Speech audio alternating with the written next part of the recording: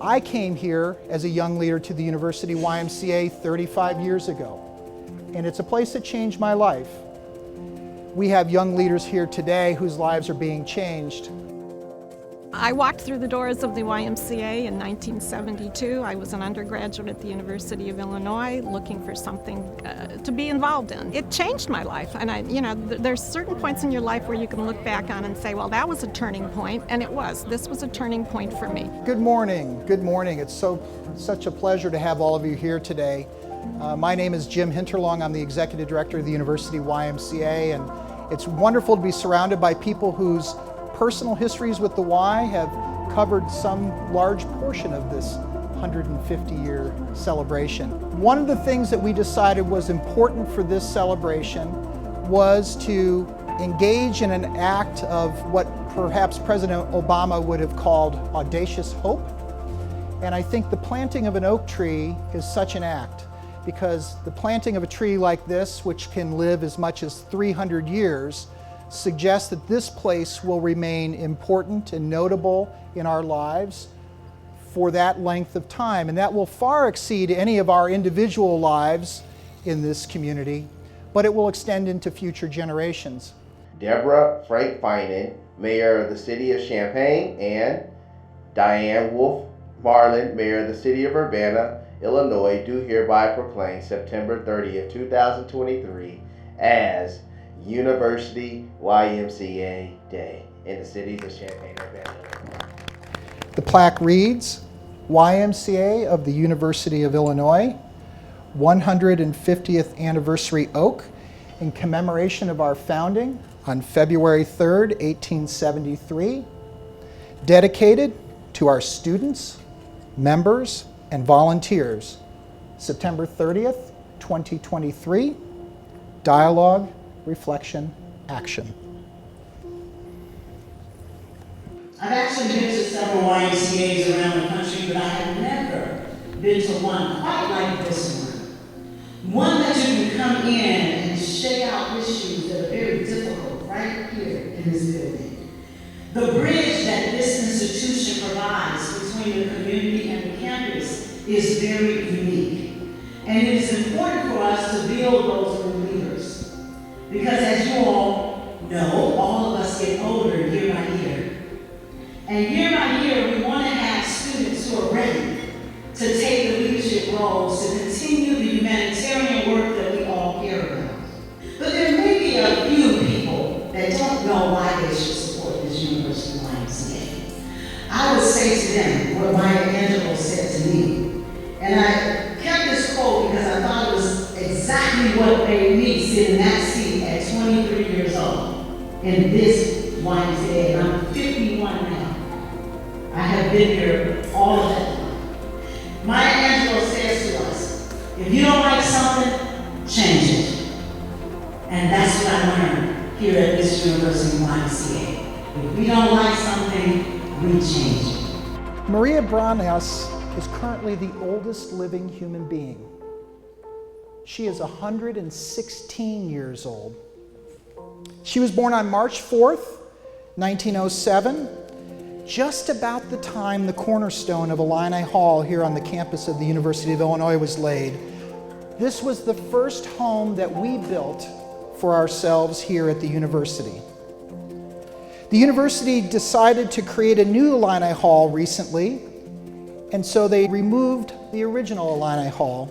And on Valentine's Day this year, with a few of our friends and building committee members, we went down to Illini Hall, and I was fortunate enough to retrieve the time capsule, Lucas, the time capsule. And so here's the time capsule today. It is unopened.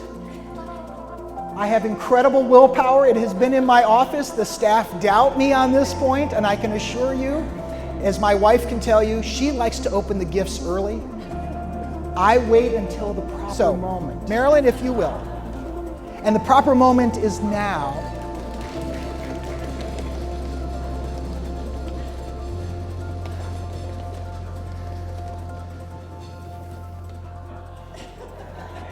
Marilyn, do you think is there anything in it? Well, let's take the lid off and take a look. Oh, there is? There is. Let's see. Do you want to take some things out? Gently, gently. This says University of Illinois Bulletin, April 15th, 1907. Wouldn't you know, tax day? Actually, that's before we had federal income taxes. Think about that, right? 1913. All right, so we have what appears to be a book. Something on top has disintegrated. Yes. I think, as we said, even as far as the University YMCA, you know, the history that is important to us, some of it is here, perhaps captured in this box, but much of it remains to be written. All of you are authors in that work. And so we invite you to continue to help build on the long story that is the University YMCA.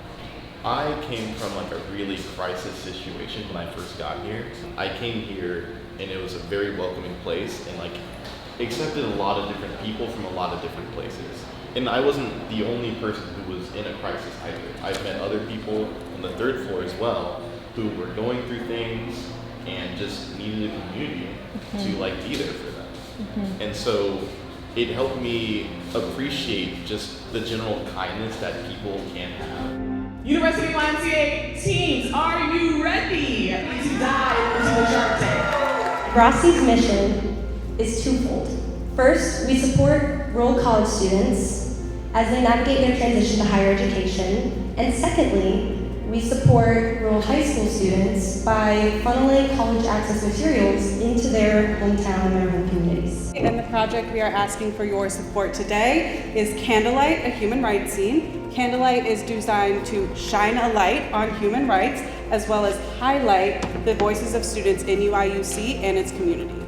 Currently, we build and manage a couple different gardens around campus, including the one right here on the University YMCA lawn. But we're hoping to expand our impact through our project today. $1,500 award today, we can extend the opportunity to impact the Hopkins Park Sanitation Project with deserving local high schoolers from underrepresented communities right here in Champaign County. Once a month, we'll host a session right here at the University YMCA in the White Tie Kitchen, where we will invite experienced student, staff, or a member of the community to host a cooking class, after which those who attend the session will be able to enjoy the food, whether that be students or members of the community. Cast your votes, and we will tally those up soon. 3, 2, 1. Congratulations, everyone. I have to say, seriously, when we thought about this project, I told you all, we set a high bar, and I think every single one of you crossed that bar without any difficulty. We put out to our trustees and our governors the fact that we were going to make these pitches tonight. A number of people made contributions to expand the investment pool. And Suzanne McCormick said that whatever the difference was, YUSA would make up the difference to fund all of your projects. You know, you come fresh out of high school trying to figure out where to get your feet kind of placed, and it was a place where like Sunday nights, warm, friendly group of people sitting around the fireplace, even though there's no fire in it, just kind of talking and getting into really deep conversations. I provided a space to kind of challenge my perceived notions of the world as well as kind of engage in activism. There was always this warmth and acceptance in the building. There was this generosity in the building. This was the center of campus, and it was a place where I could just kind of forget about my career for a while and do my laundry on Saturday and go to get groceries on Sunday and that kind of thing. Relax, turn the page, have a weekend. I created this program called Alternative Spring Break. What makes you want to do that? I think it was realizing there was so much happening in the world that I didn't know, didn't understand, felt like I should try to make a difference on. Changed my entire understanding of like how the world is, where I sit in it.